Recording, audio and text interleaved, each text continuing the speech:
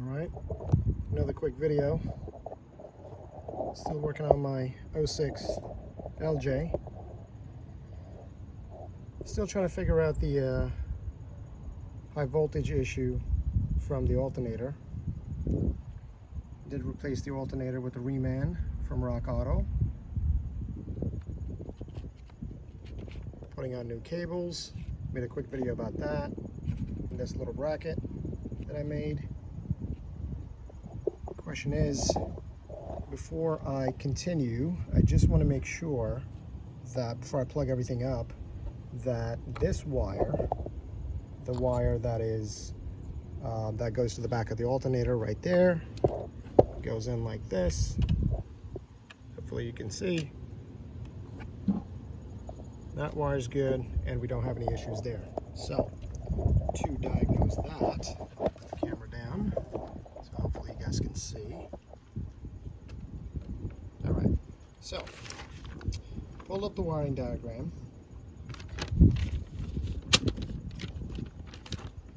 And here it is. Sorry, it's a little windy, so it's going to move around. Here's the alternator. Call it a generator. Got two wires coming out. I got a brown black, and for the automatic I've got a, it doesn't really matter, I've got a brown and dark green that goes to the PCM number 2.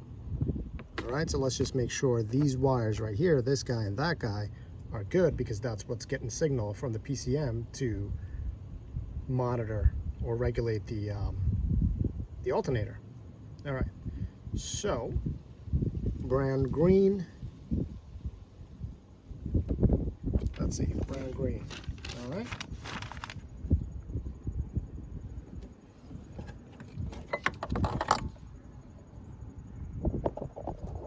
if you look down here, might be a little hard, but the brown green is the one on the left, so it's the left pin right here, and that's got to go to the PCM C2. Let's see if that's all good.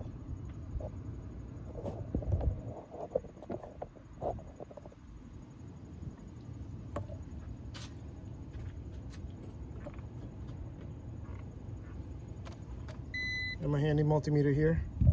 Gonna set it at to check continuity. There we go. It's all set. Touch, sound, good.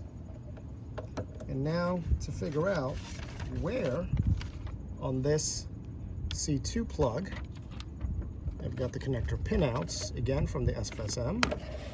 There you go, C2 module pinout, and you'll notice that it is pin 19 gen field control.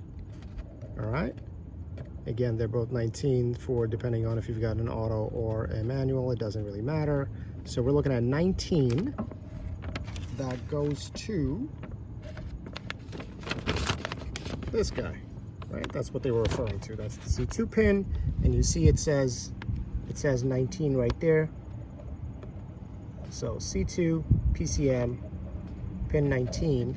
In order to figure out where pin 19 is, if you look at this little diagram here, well, 1's on the top right, 10's over there. So the next row going down, 19 is the last one on the second row. Let's see if this pans out.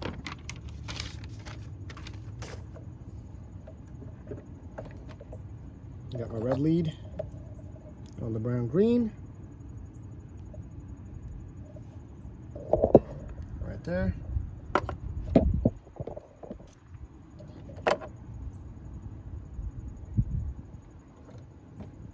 Black lead.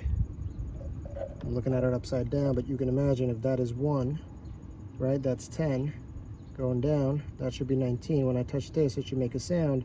That means that wire is good.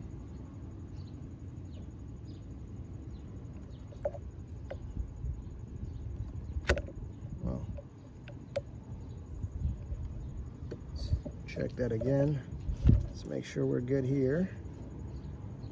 That's that. Okay, that was just a test.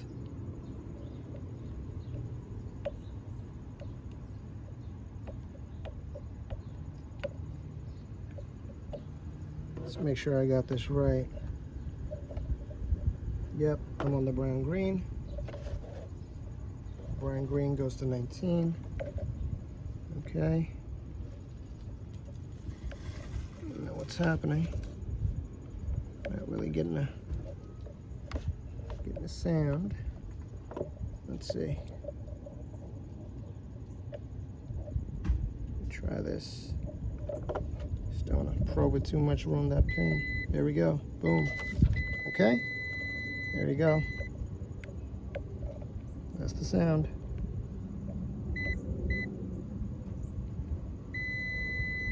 There it is. That means that wire is good. There's no break in the wire. Not too worried. All right, that wire is fine. Now, what else is happening? I got all these printouts. Now the next wire to check is this guy. It's the brown black and goes to G105. All right, and G105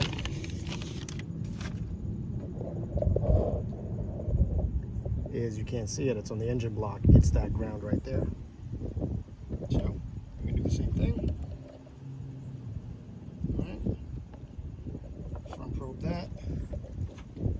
Go to G105. Hopefully we should hear a sound. Boom, there's the sound. That means that wire is fine. So, okay, my wire that goes, the connector that goes to the back of the alternator is fine. So I'm just gonna snake that through. Plug that in.